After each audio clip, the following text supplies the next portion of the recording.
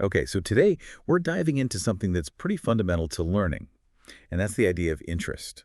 What makes us actually want to learn about something, Yes. especially when it comes to reading and studying.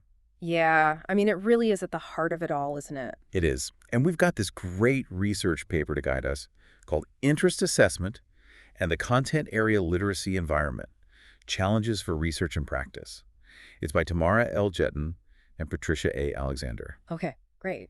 And our mission today is to try and really clarify how student interest works, Well, right. how it plays out in the classroom, what can help spark it, and what might make it stick around. So really getting into the nitty-gritty of it. And I think one of the first things to remember is that when we talk about interests, it's not just a simple like or dislike. Right. There's actually a lot of different ways to understand what interest even is, even between how teachers might think about it versus how researchers would define it. Yeah. So let's get into that. Let's start with the teacher's perspective. Yeah. I mean, in the article, they give the example of this teacher, Robert Stanton. Right. And for him, interest is something you can kind of see, right? Yeah. It's about the student who enjoys the class, they're really into the activities, they've got a good attitude. It's what's going on in the classroom. Yeah, it's very much about what you see in the classroom. But for researchers, they're often digging a little deeper, looking at those internal factors that drive interest. Okay, so like what kinds of things are we talking about there? Well, things like attention, how much something captures a student's attention, how curious they are about it, Uh-huh. and that feeling of enjoyment or pleasure they get from learning about something. Yeah. Even intrinsic motivation, that internal drive to learn just for the sake of learning. Yeah. Yeah, that makes sense. It can also include things like subject-related affect, their specific feelings toward a subject, Okay. their attitude toward it, and what motivates them to engage with it, to think about it. It's much more about what's going on inside. So basically what you're saying is that educators are often looking at behavior, right? Mhm. While researchers are trying to get at something deeper, Yeah. those Yeah. internal feelings and motivations. And recognizing that difference is really key because just seeing a student participate doesn't automatically mean they're truly engaged on the inside. Right, right. You can't just assume that just because they're doing the work that they're really into it. Yeah, and that brings us to a really helpful way to categorize interest. Okay. Back in 1990, Hidi talked about two main types: individual interest and situational interest. Okay, so when I think of individual interest, I'm thinking about that deep personal connection. Like in the article, they mentioned Brett, and he's really interested in color blindness Right. because both he and his dad have it. It's something that really matters to him personally. It resonates Looks with right him. set. And that's kind of like what you were saying earlier about those aha moments Right. when you make a personal connection. Individual interest is that strong, long-lasting connection someone has with a particular topic. It's really what fuels that intrinsic motivation to learn more. Yeah, that makes sense. And then what about situational interest? Situational interest is much more about the immediate environment, Okay. what's happening right now. So, that spark of curiosity you might feel during a great classroom discussion, Right. or maybe you come across a fascinating fact while you're searching online. Mm-hmm. It's more temporary. It's triggered by those external factors. So it's like your passions are the long-term fuel, Right. but a good lecture or an interesting article, that can kind of get you going, Yeah, exactly. spark that initial curiosity. And another way to look at this is what Kinch called emotional interest and cognitive interest. Okay, so what's the difference there? Well, emotional interest comes from things that have a direct emotional impact, like a really moving story, a dramatic event. Right.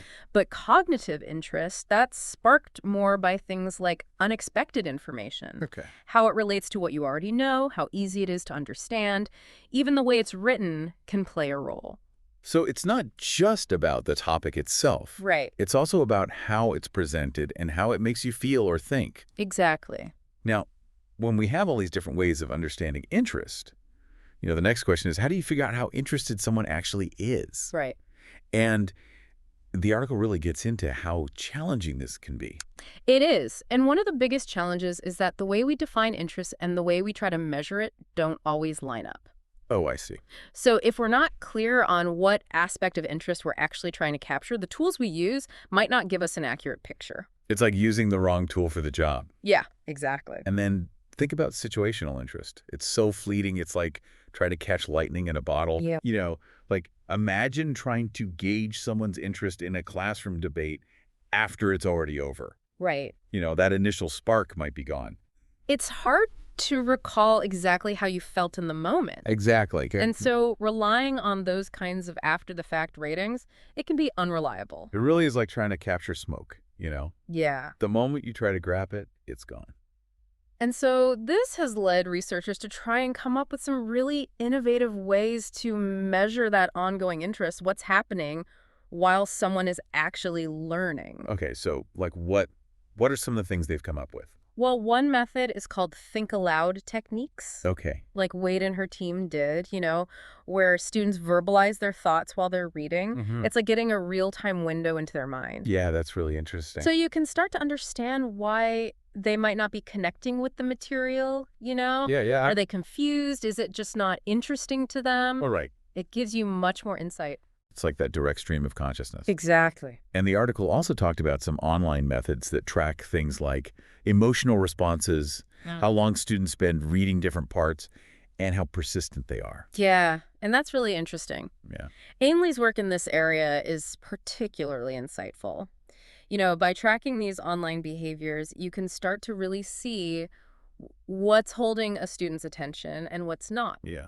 And there's also the experience sampling method that Shefali and Csikszentmihalyi used. Okay. They would basically check in with people at different times throughout the day to see what they were doing, how they were feeling. Okay.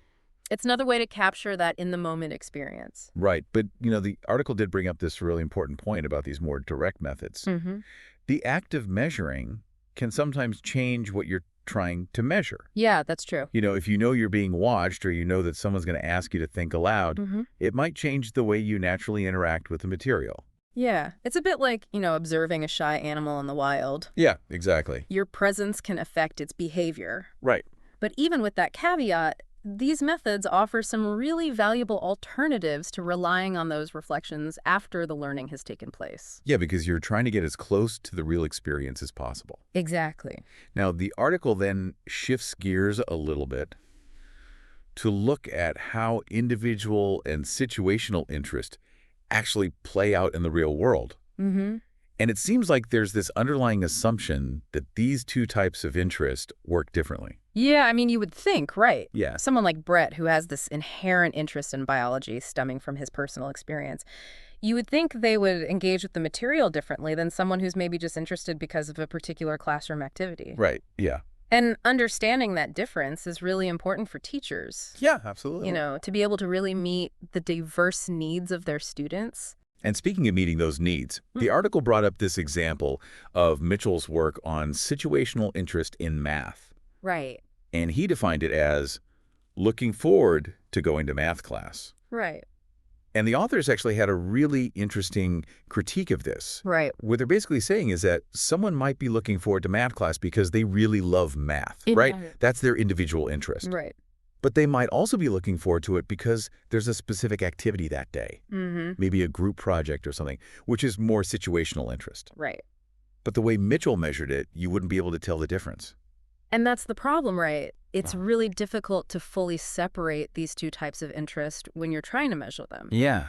But that distinction is so important It is. for educators to know what they're really dealing with. Okay, now the article really focuses on assessing interest in these traditional text-based materials. Right. So things like books, textbooks, Mm-hmm. which makes sense because that's where a lot of the research started. Yeah, it's the foundation. And they brought up Shefali's work, which is really interesting. Right. He talked about these things called feeling-related and value-related valences, Mm-hmm.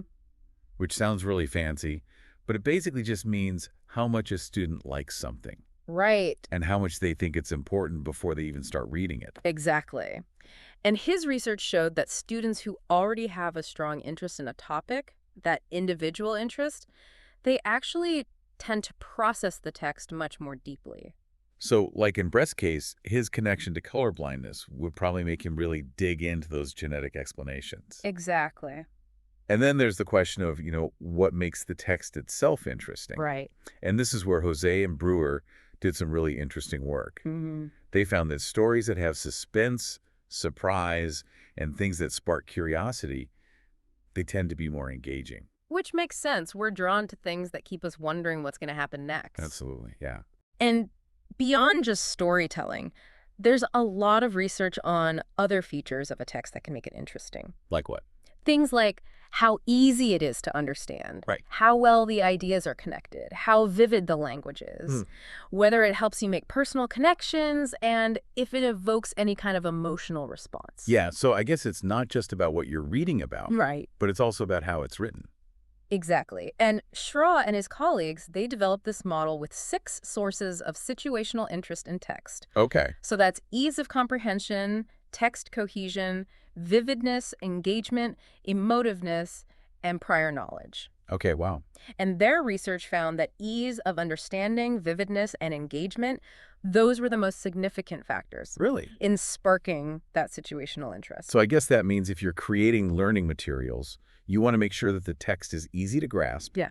paints a clear picture in your mind, and actively involves you as a reader. And Wade's team, when they were doing those Think Aloud studies, they found similar things. Right. If the topic feels important, if there's something unexpected, if you can connect it to your own life, if the language is descriptive, those are all things that help. Right. And on the flip side, if you're struggling to understand it, maybe because you don't have enough background knowledge, Right.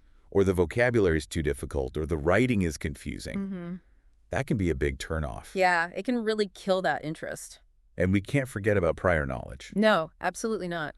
What you already know about a subject has a huge impact on how interesting you find new information. It really sets the stage. It does. Yeah.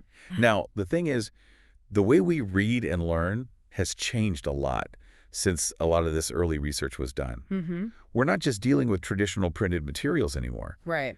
We have online articles, interactive websites, hypertext, Yeah. and even just the oral text of classroom discussions. Right. So how does interest work in these less traditional formats? That's a really great question, and it's something we need to be thinking about in today's world. Absolutely. With hypertext, for example, interest can be sparked in ways that are different from reading a linear book. Oh, okay. I mean, the computer itself, Yeah. the act of navigating through all the information, it can become a source of interest almost independent of the content. Yeah, that's true. Alexander and Wade talked about becoming interested in learning about the technology rather than learning with it. Yeah, I've totally experienced that. Sometimes the novelty of clicking through links, or using a new tool, Mm-hmm. it can be more engaging than the actual information you're trying to find. Absolutely. And Lawless and Kulikovic, they've found that while students might be really interested in the features of hypertext, it can sometimes distract them from actually learning the content. Oh, interesting. So that's something we need to be careful about, right? Yeah, absolutely. But the article does point out that hypertext can actually offer some advantages when it comes to assessing situational interest. Oh, okay. In what way? Well, the computer can track all sorts of things, Right. which links students click on, how long they spend on different pages, and it can even prompt them to tell you how interested they are. Oh, okay. So it's kind of like that real-time feedback. Exactly. And Ainley's approach, Mhm. where students can choose to keep reading or stop at any point, Right. that seems like a pretty direct measure of their engagement. It is. Now, when it comes to oral text, things like classroom discussions, Mm-hmm. that's always been a big part of learning. Absolutely. And research has shown that those peer-led discussions can really make learning more interesting. Right. And, when students bring new ideas into the conversation, it can spark curiosity and keep everyone engaged. Yeah, it creates that dynamic environment That's right. where new ideas can emerge. Absolutely. Yeah. But trying to figure out how interested someone is in the middle of a discussion, that can be tricky. Yeah, it's a challenge. I mean, unlike a book, you can't just go back and reread a discussion. It happens in the moment, It does. and then it's gone. It's really hard to pinpoint those moments where interest peaked or dipped. And trying to stop a lively debate, Yeah. to ask everyone, okay, how interested are you right now? Yeah, I mean, that would kill the flow. totally. So assessment often has to happen after the fact, Right. which, as we discussed earlier, isn't always the most reliable way to capture those fleeting moments of situational interest. Yeah, exactly. But the article did mention a couple of ways you could try to gauge interest in discussions, like analyzing the content, Right. seeing which topics students spent the most time on, Yeah. or even just noting which topics came up in the first place. Right, but those methods have their limitations too. They do. Not everyone speaks up, and sometimes you have those students who dominate the conversation Yeah, right. and push their own interests. So it doesn't necessarily give you a complete picture. No, it doesn't? Now, moving on, the article also talked about how student interest can be incorporated into curriculum design Right. and even assessment. Mm-hmm. Like choosing assessment questions that you think students will find interesting. It's about making the whole process more engaging, right? Yeah, absolutely. But they also pointed out that there's often this tension for educators Mm-hmm. between trying to make things interesting and covering the material that they think is really important for students to learn. Yeah, it's about finding that balance. It is. Right. Yeah. And to get a bigger picture, the article talked about the importance of looking at how interest develops over time, Mm-hmm. not just those quick snapshots in a single moment. It's about the long game. It is. Yeah. Yeah. And they brought up Alexander's model of domain learning, which is really helpful for understanding how interest evolves. Yeah, it gives us a framework Sure. to think about that development. Right. So in the beginning, when someone is new to a topic, they're in that acclimation stage, Right. like Anne in the article who's trying to learn about genetics. Mm-hmm. They don't have a lot of knowledge yet and not a lot of personal connection. Right. So they really rely on those sparks of situational interest to get them going. To hook them in Yeah. initially. But as they learn more and become more expert, their understanding becomes more personal Right. and their individual interest can deepen. Exactly. And that's where, Brett could really take off. Yeah. His initial curiosity about color blindness could turn into a real passion for biology. Yeah, as he learns more and connects it to his own experiences. Exactly. And the research has shown that the nature of interest does change over time. It does. What might interest a beginner might not hold the attention of an expert. Right. And Mitchell had these ideas about catching Yeah. and holding interest in math, Yeah. which I think can apply to other subjects as well. Oh, absolutely. So it's like certain things in a lesson might initially grab a student's attention, Right. catch their interest. Yeah. But it's those personally meaningful elements that hold that interest and help that individual interest develop. Exactly. So it's about creating those initial hooks, but then also fostering those deeper connections Yeah. for lasting engagement. Okay, so the last thing the article talked about was how interest is connected to all these other factors that influence learning. Right. Because it doesn't exist in a vacuum. It doesn't. Yeah. It's tied to things like prior knowledge, learning strategies, how important you think the information is, and your goals for learning. Right. So like Renninger's work, for example, she said that individual interest is basically a combination of what you know and what you value about a subject. And, while researchers are still trying to figure out the exact relationship between knowledge and interest, Right. it seems like having more knowledge can often lead to more interest and vice versa. It's like this chicken and egg situation. It is, yeah. How do you get interested in something you don't know anything about? Right.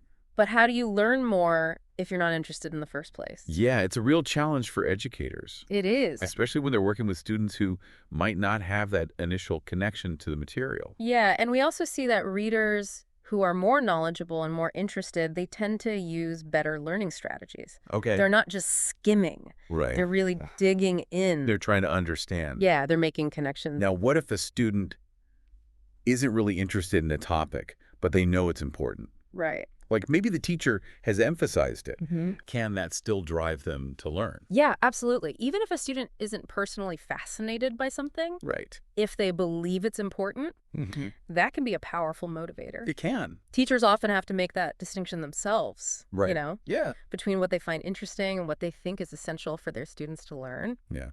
Yeah. And your purpose for reading something also makes a difference, right? Absolutely. If you have a specific goal in mind, maybe you're trying to answer a question, it can make the material more interesting even if the topic itself isn't your favorite. Yeah, it gives you that focus, Yeah, it does. that drive. So it's this really complex mix of internal factors like prior knowledge, strategies, importance, goals, and external factors like the teacher's values and the materials being used. Right. It all comes together to shape interest and how well we learn. It really is a multifaceted picture. So as we wrap up this deep dive, it's clear that understanding and assessing interest in all of today's different learning environments, it's a really complex task. It is. We've moved way beyond just asking, do you like this book? And we've seen how important interest is to so many other aspects of learning. Absolutely. It's not just a bonus. Right. It's fundamental. It is. So here's a final thought for you. Think about how these insights might apply to your own learning journey, Hmm. or to any learning environments you might be involved in, whether you're a student, a teacher, or just someone who loves to learn. Right. How could a better understanding of individual and situational interest lead to more engaging and effective learning experiences? It's definitely something to consider as you continue exploring new ideas and expanding your horizons.